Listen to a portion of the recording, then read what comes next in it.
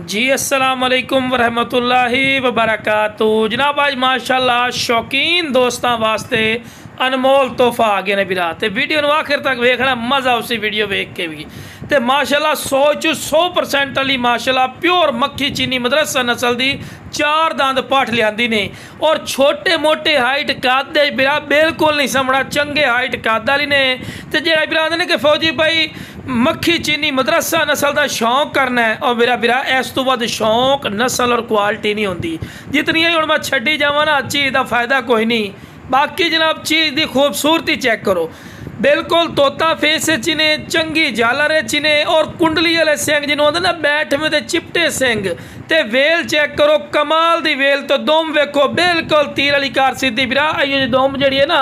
आम बकरियां दी नहीं होंदी ते बिल्कुल बरीक पशम तो चुत्तड़ के जरा ना बैक साइड ते वाल शाल कोई नहीं तुसीं खुद भी वेखते पे ने इहनूं आंदे ने बरीकी खूबसूरती और बिल्कुल बराबर का तला तो बाद हाइट कद कितना बिरा 35 तो 36 इंच की हाइट है 35 इंच कन्फर्म इंशाल्लाह ठीक है। और दूसरे नंबर तो बंदे नूं नाल खड़ा किया तो लो बिरा वाना चढ़ा वेखो बड़ा प्यारा वाना चढ़ा बना रही है और इंशाल्लाह अल्लाह खैर किते बिरा महीने बाद इन्हें मजीद चढ़ा वधावना भी है क्योंकि महीना पिया इन्हें सूआ नहीं चू